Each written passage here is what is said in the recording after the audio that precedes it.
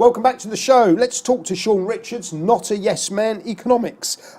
Shaun, you want to talk about the Bank of England. What's on your soapbox this morning about the Bank of England? Is this the first strike in 50 years that you want to talk about? Well, we could talk about that, yes. It's been a bit of a troubled time for Mark Carney across a lot of things. And there's a big irony here, because staff saying that 1% isn't enough against inflation. Well, who's responsible for trying to keep inflation down? The Bank of England. So there's an obvious problem. Moving on to the sphere of monetary policy, I noticed that one or two places are trying to make the call that it might raise interest rates. Some are putting it far in the distance, presumably, hopefully, thinking that we'll forget it by the time we get there and it doesn't happen.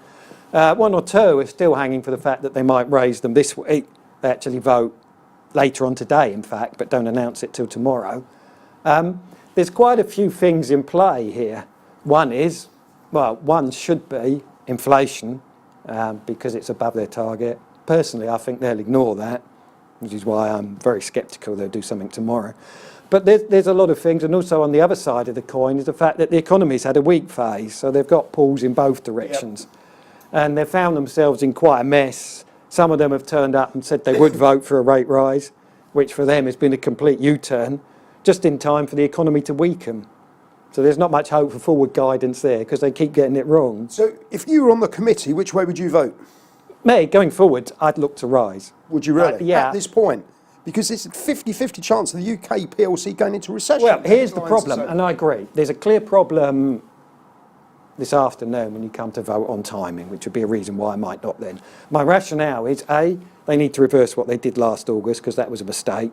Lower pound, economy didn't need it. It only has fed things up, caused inflation. Also seen a situation where unsecured credit's going at 10% a year. We've got a lot of the wrong things in play. But moving back to strategy, I'd like to see a thing where we could get rates back to, say, something like 1.5%.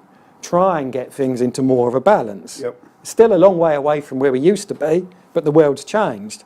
Somehow, in my opinion, we need to find a way to get back to something like 1.5–2%. So we have some sort of balance between borrower and saver. Otherwise... Well, the savers listening out there are going to be over the moon if they got 1.5 to 2%. Yeah, it's still not very much, of course. And the other side, looking further ahead, and this is the counterpoint to your timing thing, which you're entirely right, dip in the economy, although some places are optimistic for the second half, is if we try and look further forwards, a year, 2 years, 3 years, what on earth do they do when the next downturn hits? When you start with interest rates so low? That's a very good thought. Shaun, we've run out of time. Thank you for your thought-provoking stuff. Next time I want to ask you about inflation, and is it the death of inflation? Okay. Thank you.